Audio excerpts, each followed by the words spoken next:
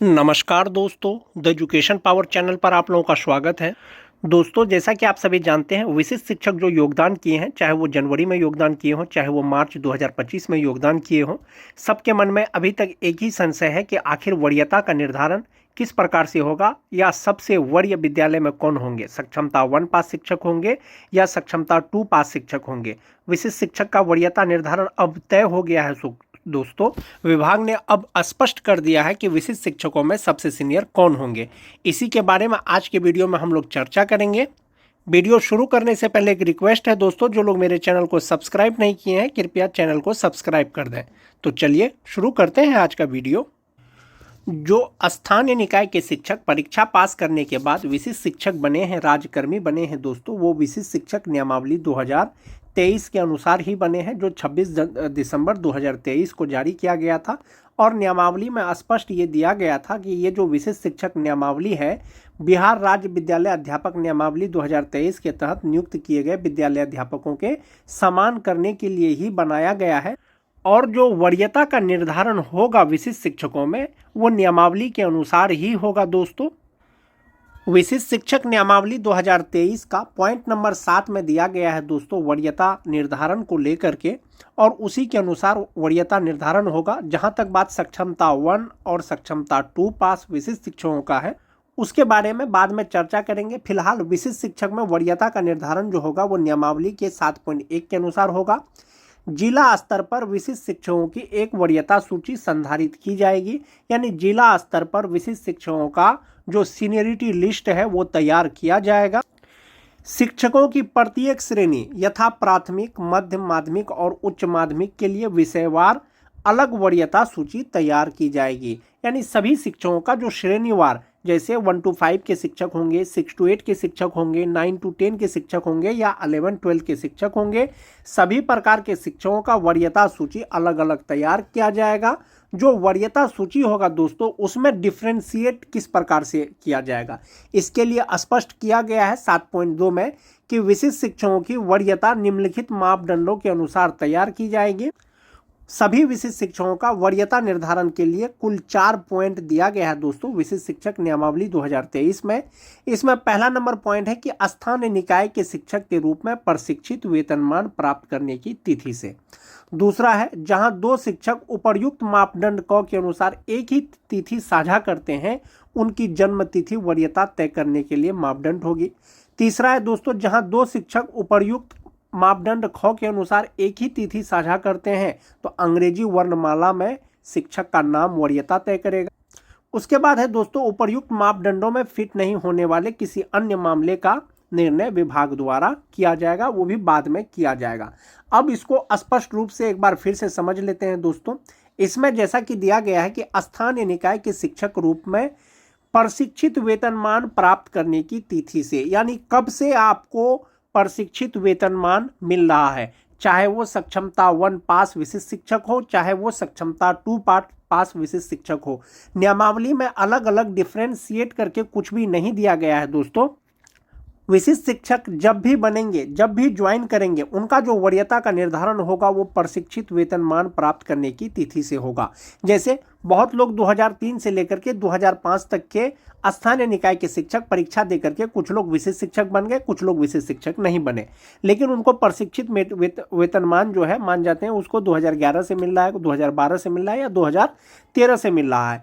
और चूंकि वो स्थानीय निकाय के शिक्षक के रूप में सक्षमता 1 का परीक्षा नहीं दिए और वे सक्षमता 2 का परीक्षा दिए और पास कर गए, और सक्षमता 1 में टीईटी पास कोई शिक्षक मान जाते हैं कि वो विशिष्ट शिक्षक बन गए हैं। तो ऐसा नहीं है कि जो टीईटी पास शिक्षक है वो सक्षमता 1 पास करके विशिष्ट शिक्षक बने हैं और वे जो 2003 से लेकर के 2005 तक के जो स्थानीय निकाय के शिक्षक सक्षमता 2 पास करके जो विशिष्ट शिक्षक बने हैं उससे सीनियर हो जाएंगे। ऐसा नहीं है। सक्षमता 1 परीक्षा पास कीजिए, सक्षमता 2 परीक्षा पास कीजिए, सक्षमता 3 परीक्षा पास कीजिए। आप जब भी परीक्षा पास कीजिएगा, आपका जो वरीयता का निर्धारण होगा वो प्रशिक्षित वेतनमान की तिथि से ही होगा। ये चीज क्लियर है दोस्तों। दूसरा है, जहां 2 शिक्षक उपर्युक्त मापदंड क के अनुसार एक ही तिथि साझा करते हैं, उनकी जन्म तिथि वरीयता तय करने के लिए मापदंड होगी।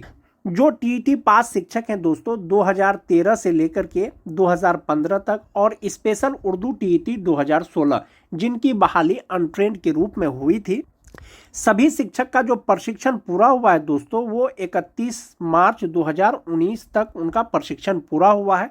तो संभवतः जो टीईटी पास शिक्षक हैं दोस्तों उनका प्रशिक्षण का तिथि एक ही हो जाएगा। ऐसी स्थिति में विशिष्ट शिक्षकों का वरीयता का निर्धारण किस प्रकार से किया जाएगा, इसके लिए दोस्तों विभाग अलग से गाइडलाइन जारी करेगा। लेकिन नियमावली के अनुसार एक चीज ये दिया गया है कि अगर प्रशिक्षण का तिथि एक ही हो तो उनका जन्म तिथि वरीयता निर्धारण में जो है ये कार्य करेगा या मापदंड करेगा। चूंकि 2, 4, 5, 6 या 100 शिक्षकों का बात नहीं है दोस्तों कि एक ही तिथि साझा करते हैं तो उनका जन्म तिथि के आधार पर वरीयता निर्धारण कर दिया जाएगा। यहाँ पर हजारों की संख्या में शिक्षक हैं दोस्तों, इसलिए एक ही तिथि अगर साझा करते हैं तो उनकी जन्म तिथि वरीयता तय करेगा। फिलहाल ये नियमावली के अनुसार दिया गया है। हो सकता है आने वाले दिनों में जब वरीयता का निर्धारण हो विभाग के द्वारा जो है गाइडलाइन जारी किया जाए। लेकिन नियमावली के अनुसार एक चीज ये स्पष्ट है कि प्रशिक्षित वेतनमान प्राप्त करने की तिथि से वरीयता का निर्धारण होगा। यानी जो सबसे पहले प्रशिक्षित वेतनमान पा रहे हैं, यानी सबसे पहले जिनको प्रशिक्षित वेतनमान मिल रहा है संभवतः वही सबसे सीनियर होंगे। इसमें जो 2003 से लेकर के 2005 तक के शिक्षक हैं, जो 2006 के शिक्षक हैं, 2010 के शिक्षक होंगे, 2016 के शिक्षक होंगे, 2013 के होंगे, 6th फेज के होंगे, ऐसे शिक्षकों में प्रशिक्षित वेतनमान जिनको सबसे पहले मिला है वही सबसे वरीय होंगे। दूसरा चीज है दोस्तों, जहां 2 शिक्षक उपर्युक्त मापदंड यानी कि प्रशिक्षित वेतनमान का भी तिथि एक ही हो, उनका जन्म तिथि भी एक ही हो, ऐसी स्थिति में वरीयता का जो निर्धारण किया जाएगा वो अंग्रेजी वर्णमाला यानी नाम का जो लेटर है उसके आधार पर वरीयता तय किया जाएगा। जिनका अल्फाबेट सबसे पहले होगा संभवतः वही सबसे सीनियर होंगे। ऐसा कब होगा दोस्तों, जब 2 या 2 से अधिक शिक्षकों का प्रशिक्षित वेतनमान का तिथि एक ही हो और जन्म तिथि एक ही हो।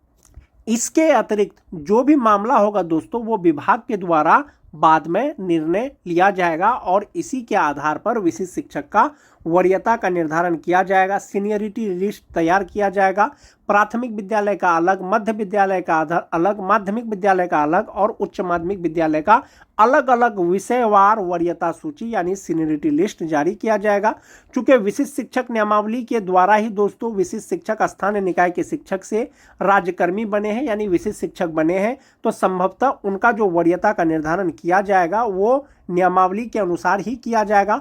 अगर इसके अतिरिक्त अगर कुछ होता है दोस्तों संभवतः आप ये मान के चलें कि नियमावली में जो है संशोधन किया जाएगा। जैसे एक मामला है सेवा निरंतरता का। चूंकि विशिष्ट शिक्षक नियमावली 2023 में सेवा निरंतरता से संबंधित कोई भी गाइडलाइन नहीं दिया गया है दोस्तों, इसीलिए अगर सेवा निरंतरता विशिष्ट शिक्षकों को दिया जाएगा तो इसके लिए बाद में विभाग के द्वारा नियमावली में संशोधन किया जाएगा।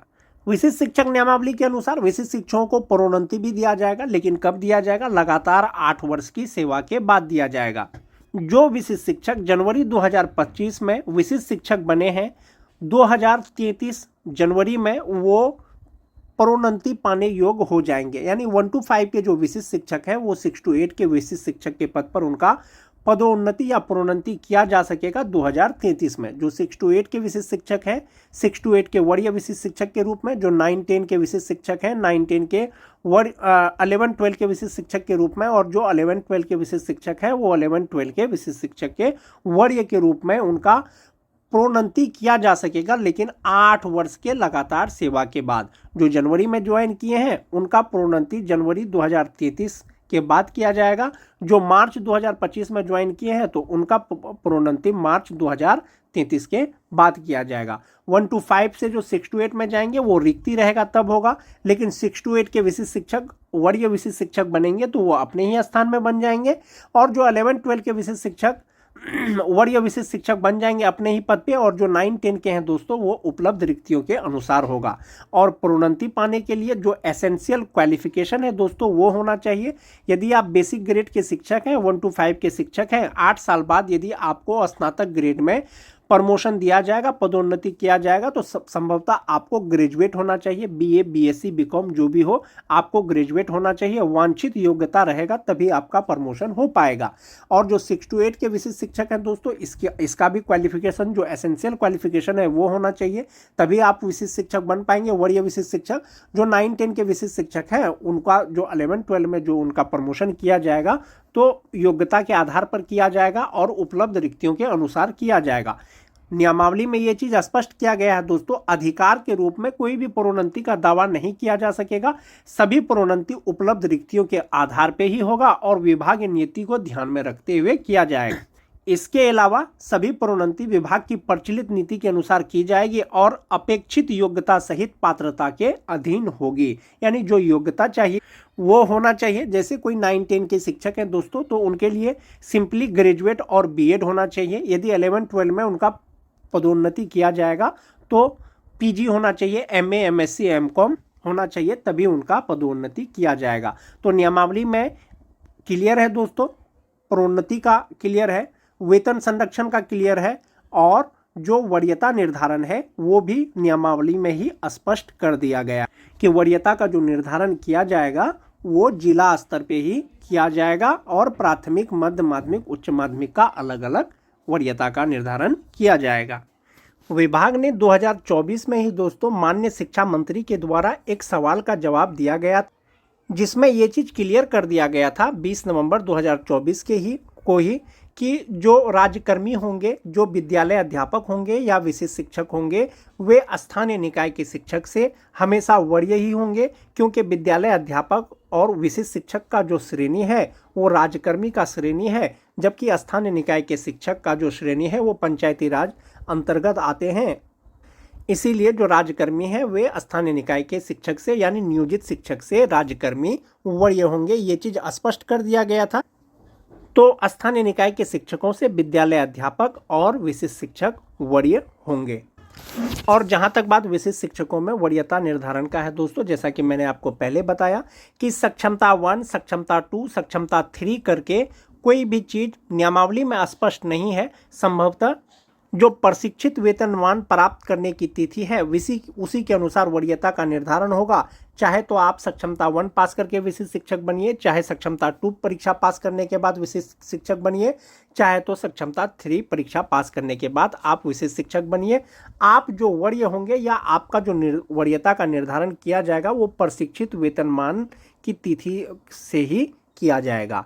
आज के वीडियो में दोस्तों बस इतना ही। वीडियो अच्छी लगे तो अपने दोस्तों में लाइक और शेयर जरूर कर दें। मिलते हैं एक नए वीडियो के साथ, तब तक के लिए धन्यवाद।